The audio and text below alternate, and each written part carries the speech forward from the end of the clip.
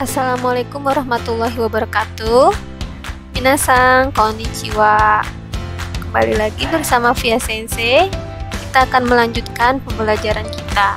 Seperti biasa, Sensei akan bacakan dulu kompetensi dasar kita, yaitu mendramatisasikan ungkapan menyapa, berpamitan, mengucapkan terima kasih, meminta maaf, meminta izin, instruksi atau aisatsu dan cara meresponnya pada teks transaksional lisan dan tulis dengan memperhatikan unsur kebahasaan, struktur teks, dan unsur budaya sesuai konteks penggunaannya. Dengan topik huruf hiragana, yaitu huruf hiragana bagian ketiga, yaitu ma sampai dengan n. Tujuan pembelajaran kita adalah siswa dapat mengidentifikasi huruf hiragana ma sampai dengan n. Nah, ini adalah kelompok hiragana yang akan kita pelajari. Ma, mi, mu, memo, ya, yu, yo, ra, ri, ru, re, ro, dan wa, wo, n. Kita mulai dari kelompok ma, mi, mu, memo. Ma. 1, 2, 3. Ma. Itu adalah huruf ma. Berikutnya mi. 1, 2. Ada 2 langkah. Kemudian huruf mu. 1, 2, 3. Ada 3 langkah. Mu. Kita lanjut. Me. 1, 2. Ada 2 langkah. Me. Kemudian mo. 1, 2, 3. Mo. Oke, kelompok berikutnya ya, yu, yo. Ya. 1, 2, 3. Ya. Kemudian yu. 1, 2. Yu. Kemudian yo. 1, 2. Yo. Kelompok berikutnya ra, ri, ru, re, ro. Ra. 1, 2. Ada 2 langkah. Lanjut huruf ri. 1, 2. Ri. Ini yang mirip dengan huruf i ya. Kemudian ru. 1 langkah saja. Ru. Re. 1, 2. Re.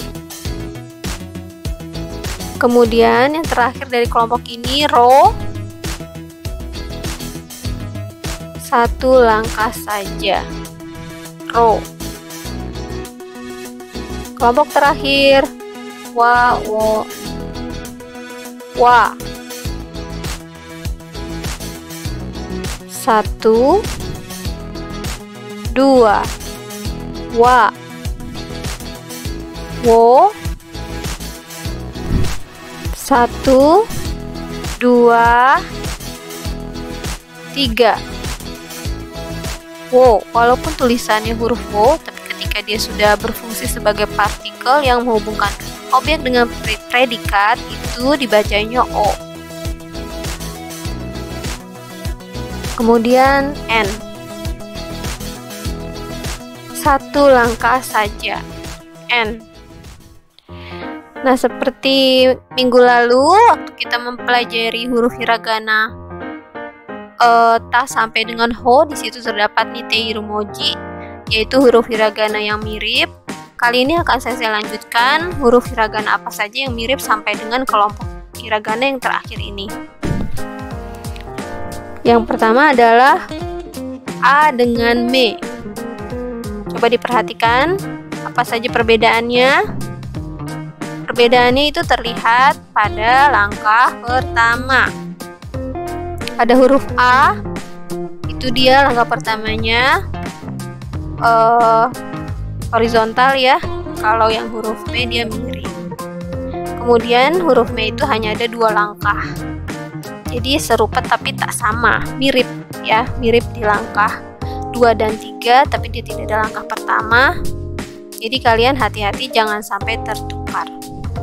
A dan M ya. Kemudian huruf U dan S ini juga mirip. Bedakan huruf U itu ada langkah pertamanya dan dia lebih tegak ya dibandingkan dengan S.